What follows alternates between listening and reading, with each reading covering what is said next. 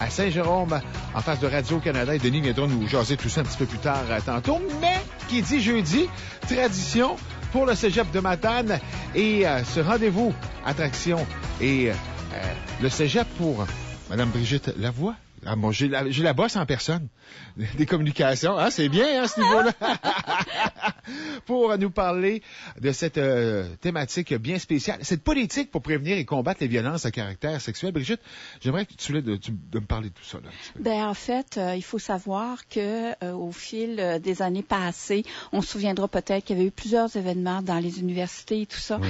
Et il y a une volonté ministérielle, une volonté gouvernementale de voter une loi visant à prévenir et à combattre les violences à caractère sexuel dans les établissements d'enseignement supérieur au Québec.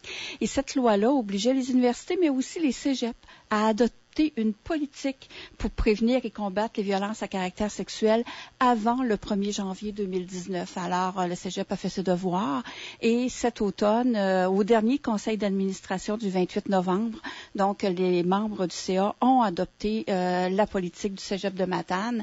Et ce qui est important, c'est qu'avec une telle politique, nous, on veut offrir à notre communauté collégiale là, un environnement d'études, de travail et de prestations de services sains et sécuritaires, exempt de violence à caractère sexuel et où chaque personne là va avoir droit au respect, à la dignité et à la protection de son intégrité physique et psychologique. Alors pour nous, c'était bien important.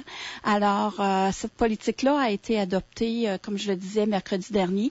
Il faut aussi comprendre qu'on avait déjà une politique pour contrer le harcèlement, la violence, qui touchait aussi les violences à caractère sexuel, mais on a décidé de conserver cette politique-là en la modifiant pour qu'elle cible davantage le harcèlement psychologique, la violence, ce genre de trucs-là. Et on a élaboré en parallèle une autre politique institutionnelle pour prévenir et combattre les violences à caractère sexuel. Donc, on a comme deux politiques là qui travaillent de front autour de ces thématiques-là.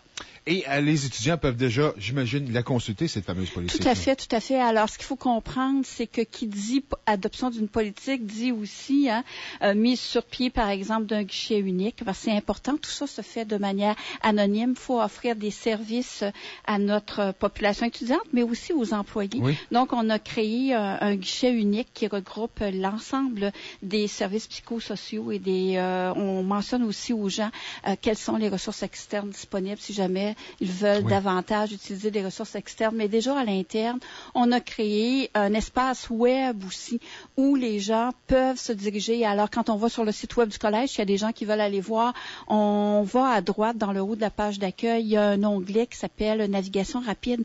Quand on clique dessus, on va voir harcèlement et violence et on arrive sur une page où on présente les deux politiques, où on présente pour chacune des politiques les personnes ressources, comment ça fonctionne, on présente les politiques comme telles, on présente les processus de cheminement de chaque plainte et le formulaire de plainte est là. Donc, tout ça se fait anonyme. On présente aussi dans cet espace-là les personnes ressources à l'interne qui offrent des services psychosociaux et qui peuvent nous aider, nous soutenir si jamais des situations comme celle-là se présentaient. Alors ça, c'est super important. On a aussi mis en place un comité permanent, un comité pour contrer le harcèlement et la violence, donc un comité où il y a des représentants de chaque catégorie d'employés, des étudiants également, et dont le rôle va être d'organiser des activités de sensibilisation, de prévention et de formation auprès de la communauté. Alors ça, c'est vraiment important également.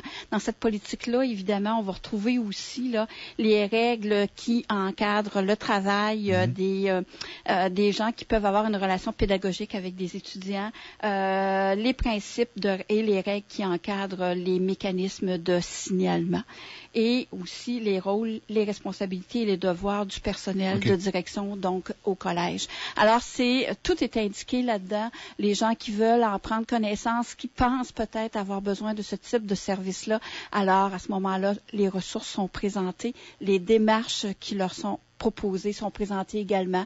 Alors, c'est facile pour eux là, de trouver l'information, mais surtout de trouver du soutien psychosocial pour les aider si jamais une telle situation avait à se présenter. Autre preuve que le cégep est là pour ses étudiants et ses employés. Tout à fait, tout à fait.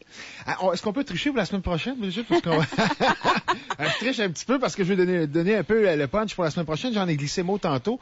On pourra revenir sur ces travaux qui sont à venir au cégep de Matane au niveau des résidences. Oui, parce que c'est important. Il faut savoir que le cégep accueille une majorité de sa population étudiante en provenance de l'extérieur de la Matanie. Donc, ça nous prend du logement de proximité. Ces gens-là, c'est ce qu'ils recherchent. Alors oui, on a un beau projet de rénovation des résidences qui a été, dans le fond, qui chemine actuellement. Et au cours des prochaines années, on veut vraiment améliorer l'offre de services en résidence qu'on a déjà, qui est quand même bien actuellement, là, c'est parce qu'on veut pas que les gens pensent non plus que l'offre est pas bonne, mais il y a toujours de l'entretien, il y a toujours des améliorations à apporter pour amener ces ressources-là au goût du jour. Bon, on va en parler la semaine prochaine, bien sûr. Merci beaucoup, Brigitte, de ta présence ce matin. Ça me fait plaisir. Au revoir.